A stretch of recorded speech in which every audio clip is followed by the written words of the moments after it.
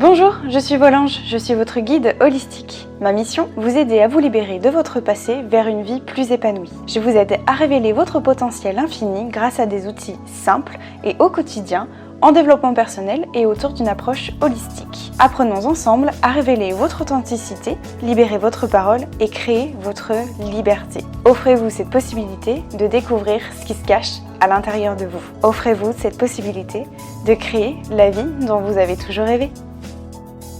Bonjour à tous mes anges, j'espère que vous allez bien. Je suis très heureuse de vous retrouver pour ce nouvel épisode. Aujourd'hui, vous l'aurez vu dans le titre, j'ai trouvé ça trop drôle en fait. Cet épisode ne sera pas parfait, et bien c'est tant mieux.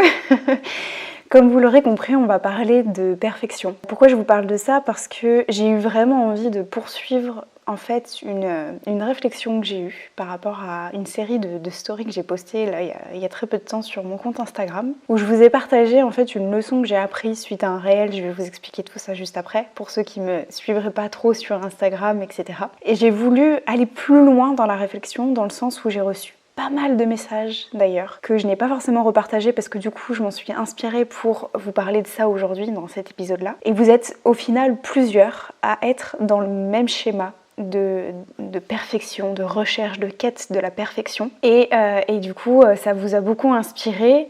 Vous vous êtes dit en fait bah oui, clairement je me reconnais, je suis aussi dans la perfection, dans la recherche d'être parfait, parce qu'il faut être parfait aujourd'hui, il faut faire parfait, etc.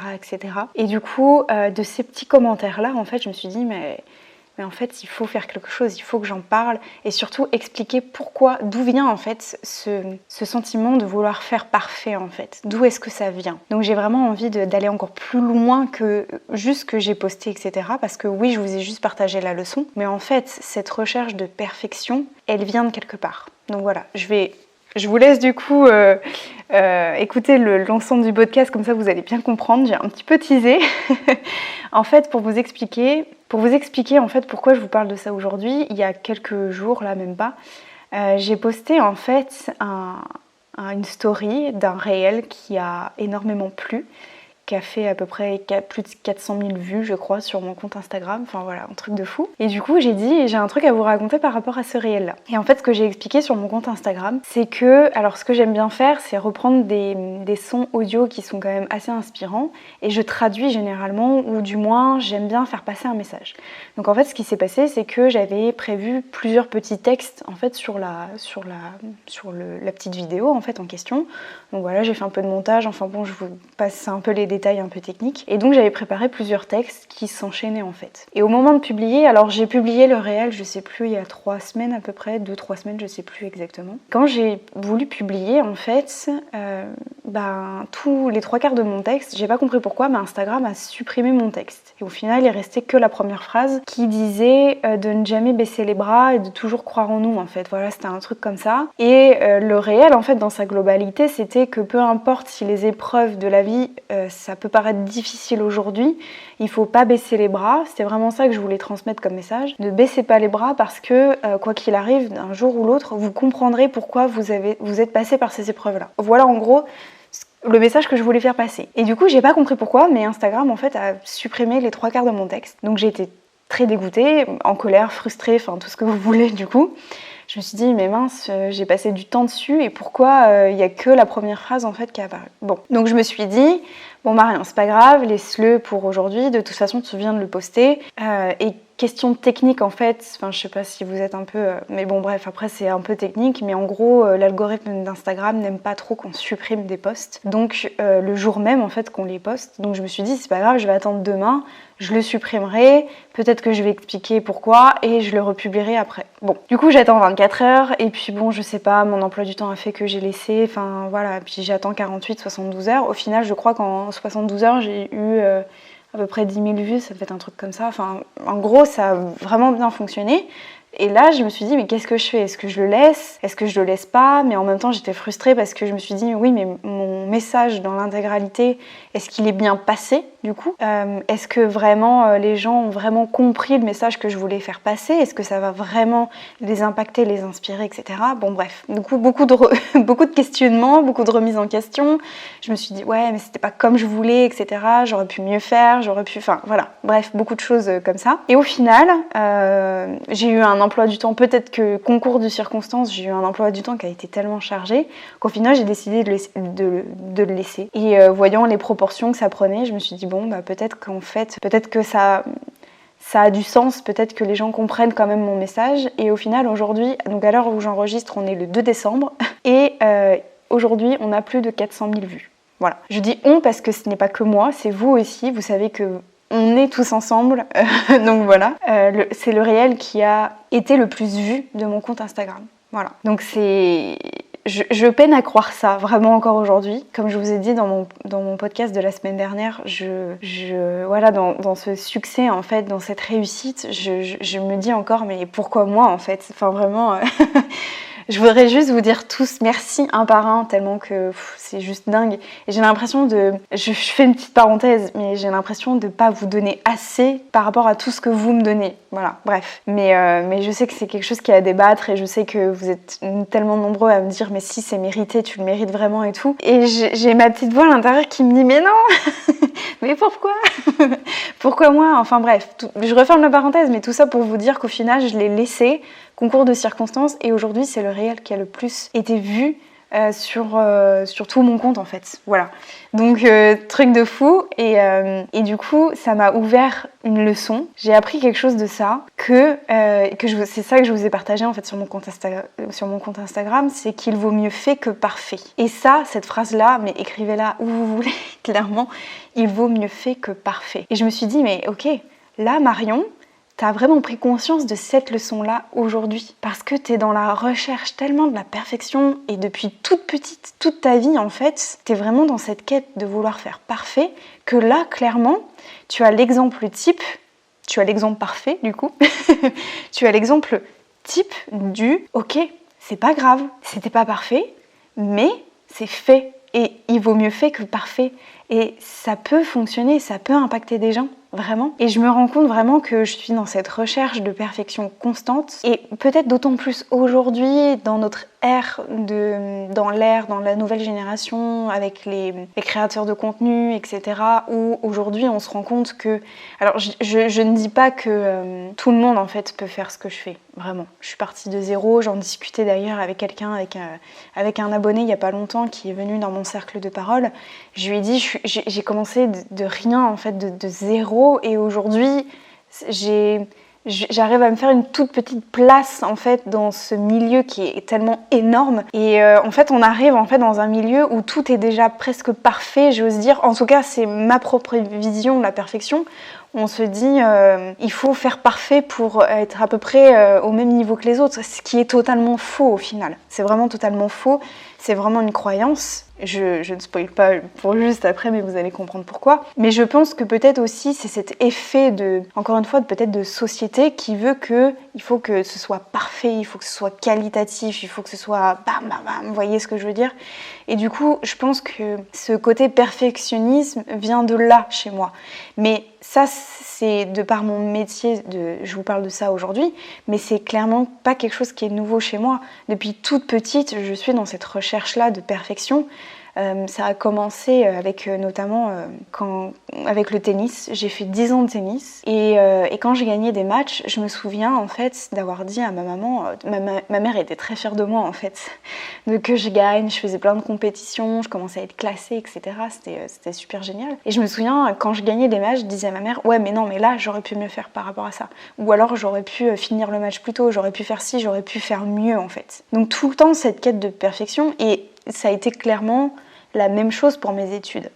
Pour mes études, que ce soit de la primaire jusqu'à la fac, à l'université, jusqu'en master, je me mettais une pression d'être dans la perfection, dans la quête de la meilleure note, d'être la meilleure élève, d'être voilà, la meilleure.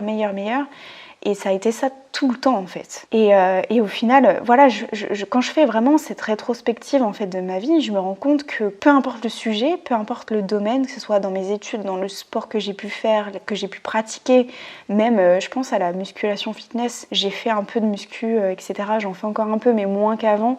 Mais pareil, je voulais des résultats, je voulais dans la perfection, je voulais... Enfin, dans tout ce que j'ai entrepris en fait dans ma vie, je me suis rendu compte, là il y a très peu de temps, qu'en fait j'étais tout le temps dans la perfection je peux mieux faire en fait. J'étais jamais satisfaite vraiment pleinement de ce que j'avais en fait, tout simplement. J'étais vraiment dans cette quête de perfection, mais de moi à moi. Je me rends compte qu'en fait, cette perfection-là, ce perfectionnisme, il est vraiment lié de moi à moi. Personne ne me l'a jamais imposé. Tout le monde autour de moi me dit que c'est trop cool ce que je fais, que d'avoir gagné des matchs de tennis c'est super cool, d'avoir par exemple, je sais pas moi, des 13/20, j'en sais rien, je vous dis ça comme ça, mais c'est déjà parfait, que c'est déjà très bien. Mais moi non, ça ne me suffisait pas en fait. C'est toujours dans le je peux mieux faire. Voilà, c'est bien, ok, c'est cool, mais je peux mieux faire. Et je sais que je suis clairement pas la seule dans ce système de pensée-là, en fait. Et vraiment, en fait, ce réel qui a clairement explosé tout, tout ce que vous voulez, ça a clairement explosé. J'ai vraiment appris une belle leçon de vie, qui est cette leçon de ok, bah Marion, tu sais que ce sera jamais parfait comme tu le veux, mais au final, déjà, quelle est ta propre définition de la perfection, Marion ? Déjà, on peut se poser cette question-là. Quelle est votre propre définition de la perfection ? Qu'est-ce que vous entendez par perfection ? Et vous allez vous rendre compte que déjà, en fait, cette définition, en fait, c'est notre propre définition, c'est quelque chose qu'on s'impose de soi à soi, vraiment. Donc déjà, quelle est votre propre définition ? Mais bref, au-delà de ça, tout sera pas parfait. Tout sera pas parfait comme je l'aurais espéré, comme je l'aurais aimé. Mais au final, ça peut quand même avoir un impact chez des gens. Ça peut plaire, ça peut inspirer, ça peut aider des gens. Et c'est vraiment ça que j'ai pris conscience à travers ce réel-là. Qu'au final, il y a des gens qui m'ont dit « mais c'est grâce à ça que je t'ai connue en fait.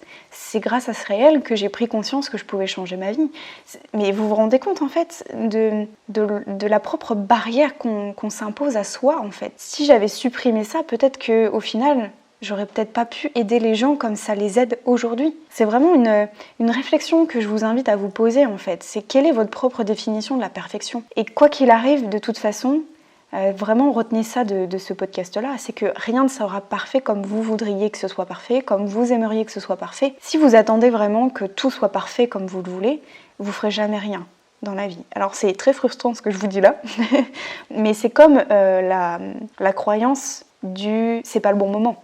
La croyance quand on se dit « ouais mais c'est pas le bon moment parce que tel truc. » Mais la perfection c'est exactement la même chose. Si vous attendez que ce soit parfait pour vous lancer, clairement vous ne ferez jamais rien. Vraiment, je vous le dis parce que moi ça a été le cas aussi quand j'ai lancé mon guide sur les émotions. Quand j'ai lancé mon guide, je me suis dit ok, est-ce qu'il y a assez de contenu ? Est-ce que c'est bien comme ça ? Est-ce qu'il faut mieux que je fasse comme ça ? Ouais mais j'aurais pu mieux faire ça. Ouais mais le design j'aurais peut-être pu mieux faire. Ok, stop. Là, pour l'instant, moi, ça me convient, là, maintenant. Et ce qu'il faut bien comprendre, c'est que quoi que vous fassiez, rien n'est immuable. C'est-à-dire que mon guide des émotions, je pourrais toujours le changer, le faire évoluer, le modifier, l'améliorer, parce qu'on évolue aussi. Donc, lancez-vous, faites des choses, testez, allez-y. Et ce ne sera pas parfait, ok ? Mais quoi qu'il arrive, de toute façon, il n'y a rien qui est figé dans le temps. Vous pourrez toujours après vous dire « Ah ouais, bon là, je peux me permettre de rajouter ci, de rajouter ça. » Mais la leçon aussi qu'il faut apprendre de ça, c'est que il n'y a rien...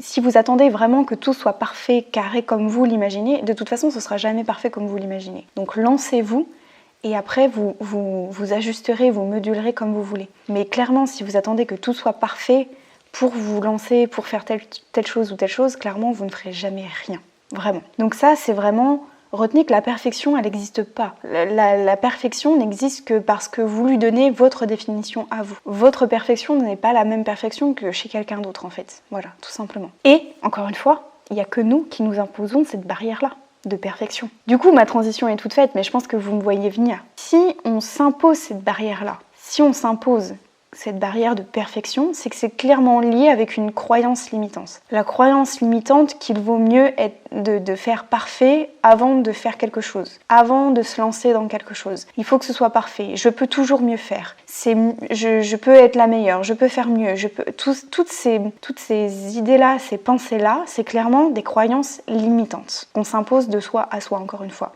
Parce que comme je vous disais, votre définition de la perfection n'est pas la même que votre voisin. Personne n'a la même définition que la perfection. Moi, je vous donne mon point de vue par rapport à la perfection, mais peut-être que ce n'est pas du tout la même que vous, tout simplement. Et du coup, d'où vient cette croyance-là ? D'où vient cette croyance limitante ?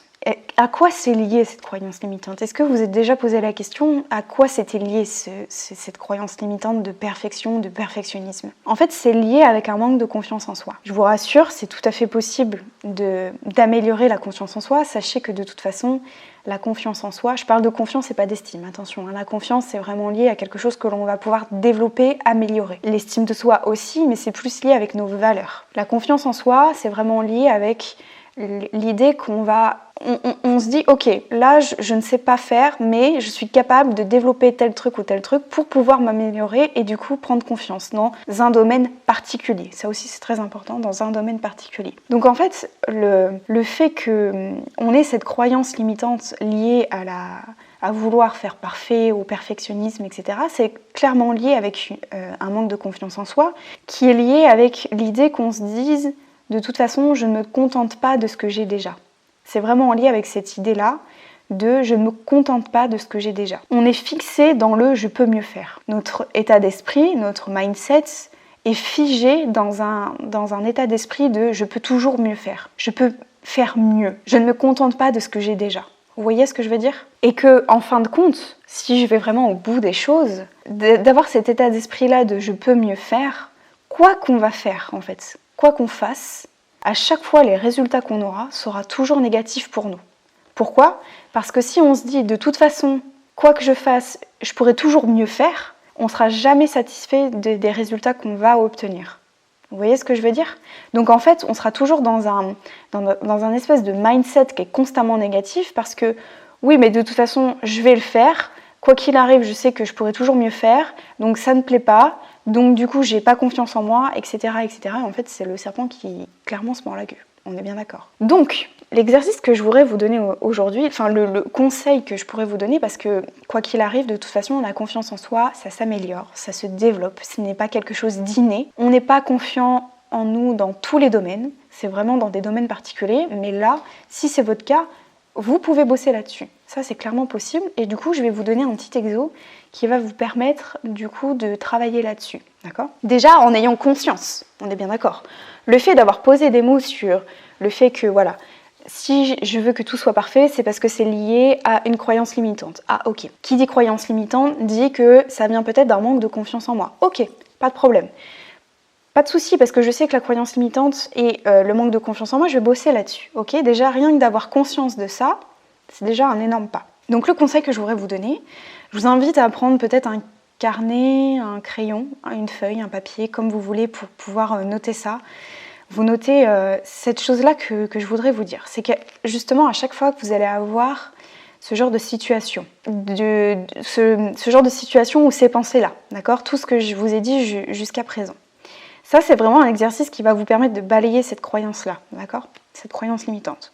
Donc à chaque fois que vous allez avoir une situation similaire à celle-là ou une pensée, d'accord ? Du style « ouais mais j'aurais pu mieux faire etc. » Je vous invite à prendre un temps de pause, ok ? Vous dire « ah tiens, j'ai pensé à ça ». Je prends un temps de pause, prendre un temps de recul. À chaque fois que vous vous critiquez, à chaque fois que vous vous jugez, demandez-vous pourquoi vous vous dites cela à propos de vous-même. Pourquoi est-ce que vous vous jugez ? Pourquoi est-ce que vous vous critiquez ? Pourquoi est-ce que vous vous dites cela ? Déjà. Demandez-vous si ce que vous vous dites à propos de vous-même, c'est justifié. Est-ce que vos mots à propos de vous-même sont justifiés ? Est-ce qu'ils sont fondés, ces mots-là aussi ? Est-ce qu'ils se basent vraiment sur du concret ou est-ce que c'est juste issu de votre esprit par rapport à vous-même ? Demandez-vous aussi pourquoi est-ce que vous passez votre temps à vous rabaisser constamment aussi ? Pourquoi est-ce que vous pensez ça de vous-même en fait ? C'est vraiment des questions ouvertes. J'en ai bien conscience. Peut-être que là, vous allez vous dire « mais tu nous amènes où là, Marion ?» Prenez le temps de bien réécouter les questions, d'accord ? N'hésitez pas à réécouter tout le podcast en entier si c'est nécessaire. Et posez-vous ces questions-là, d'accord ? Parce que vous allez voir, je vous donne un élément de réponse, mais mon but c'est que vous puissiez faire l'exercice vous-même. Je vous donne un élément de réponse, c'est que peut-être vous allez avoir du mal à trouver des réponses. Mais justement, c'est parce qu'il n'y a pas de réponse à ces questions-là. Est-ce qu'ils sont justifiés ces mots-là ? La réponse sera clairement non. En fait, on arrivera toujours à trouver des excuses, des choses comme ça, mais quand on se pose vraiment les bonnes questions, vous allez voir que vous allez avoir du mal à répondre aux questions. Et c'est ça qui va vous faire prendre conscience qu'en fait c'est juste une croyance. Voilà. Si jamais vous avez besoin de plus d'informations, si jamais l'exercice n'est pas clair, je vous invite à m'écrire, d'accord ? Le but, c'est vraiment, je vous laisse ces questions ouvertes, c'est vraiment voulu, pour que vous puissiez vraiment prendre le temps de vous poser ces questions-là et d'essayer d'y répondre. Je dis bien encore une fois d'essayer, ok ? J'espère que ça vous aura plu. En tout cas, ça m'a fait vraiment très plaisir de pouvoir vous en parler, de vous parler de la leçon que j'ai apprise, que j'ai comprise ces derniers jours, et surtout que tout est lié en fait, vous voyez ? Que quand on va chercher un peu les origines, le fin fond de l'histoire, etc., vous vous rendez compte qu'en fait, tout est lié, mais tout peut se travailler aussi en fait. C'est tout à fait possible. Donc voilà, j'espère que ça pourra vraiment vous aider, vous être utile, que ce podcast vous a été utile. N'hésitez pas à me laisser des petits messages, des petits commentaires, les 5 étoiles sur iTunes aussi si le podcast vous plaît. Ça m'aidera à me soutenir et puis à faire évoluer ce podcast-là, à le faire grandir déjà qu'il est, il est très grand pour moi. Je vous dis à la semaine prochaine, on se retrouve la semaine prochaine pour un nouvel épisode. Et puis en attendant, je vous souhaite de passer un bon week-end, une belle semaine. Je vous fais des gros bisous mes anges. Ciao!